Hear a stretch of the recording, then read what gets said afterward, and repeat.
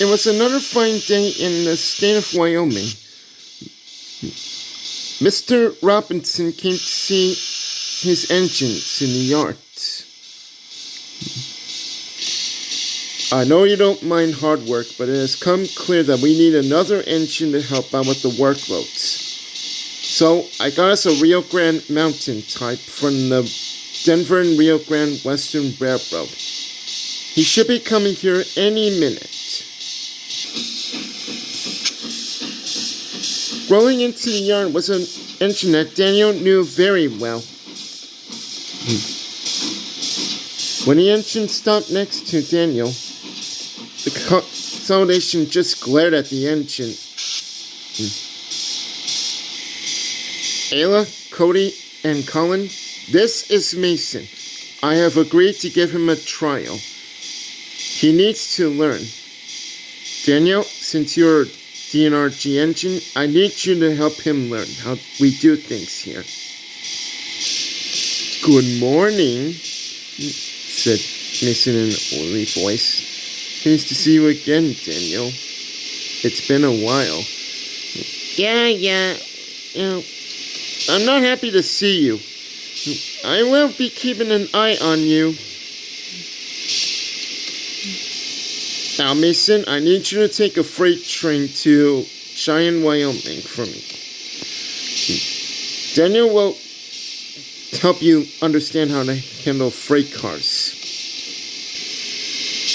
Yes, sir, said Daniel.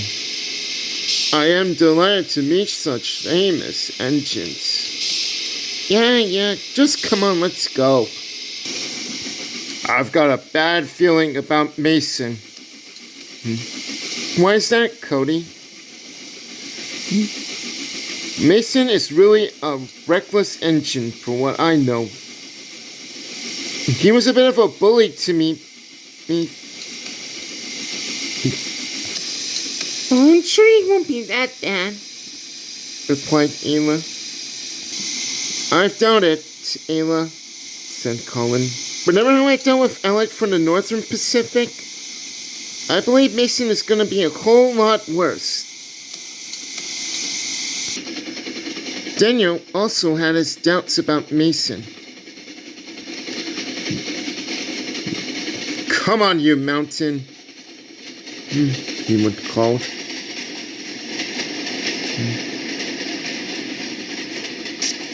Mason followed after.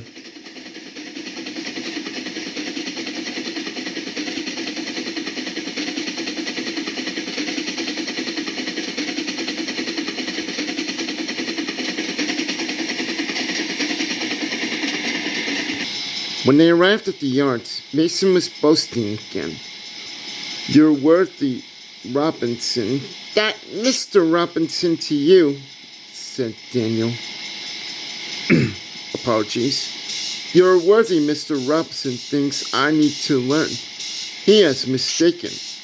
Us mountain-type engines don't need to learn. We know everything. We come to a yard and improve it. We are revolutionary.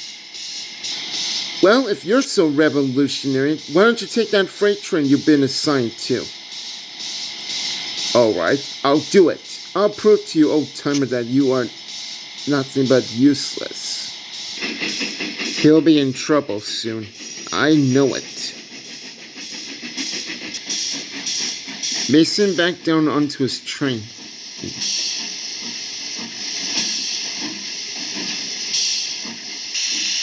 However, he somehow bumped him a little too hard. And what Mason didn't know that the freight cars had been eavesdropping. And they didn't like being bumped around by an engine. They came up with a plan. Let's pay back Mason for bumping us.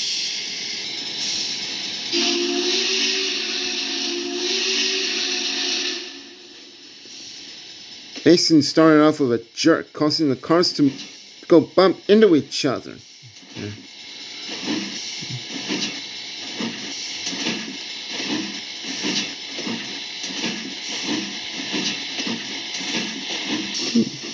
That was rude. they said. We'll pay him out. That was rude. We'll pay him out, they said. Shut up! Shut up! Grumbled Mason.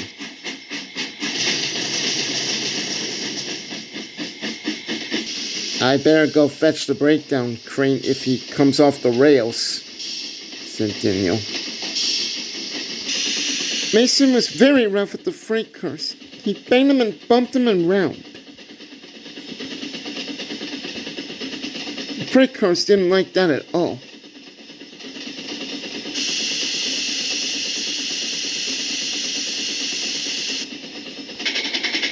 Then it happened. The freight car surged Mason forward, making him go too fast.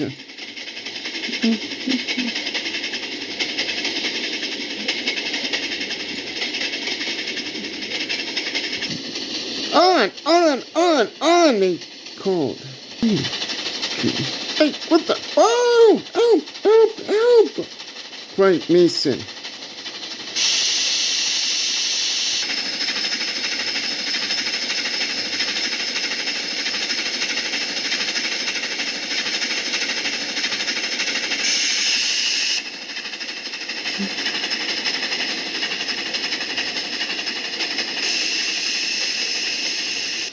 Disaster laid ahead.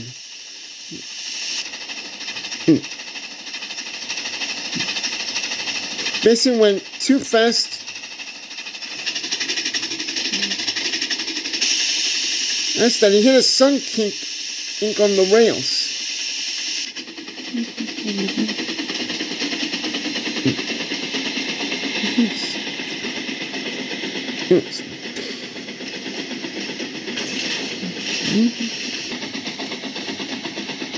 He bumped and bounced all over the mountain range until he came to a stop on top of a slope. Oh, damn it, he grumbled. Daniel soon arrived at the scene. I tried to warn you, but you didn't listen to me, and now you've gotten yourself into this mess. Just shut up and get me back on the rails, now. Later, after Mason was back on the rails, Daniel brought him back to the yard where Collin was waiting with Mr. Robinson. Daniel told Mr. Robinson what Mason had done. I'm sorry to say, Mr. Robinson was very angry. Mason, I am not impressed by your stunt you pulled on. Not only were you a bully to Daniel, you have brought shame to my engines. Needless to say, I do not expect such horridness from you at all. I cannot stop this, sir. It's the way I am. And you'll have to either deal with it. Well, if you're not going to behave, you'll be sorry you ever set foot on Union Pacific. Shut up, you old iron. Mason, that is enough. I'm sending you back to the Rio Grande where they will teach you a lesson about behaving yourself. Now get off of my railroad. Forget this stupid place. I'm leaving. And Mason huffed angrily away.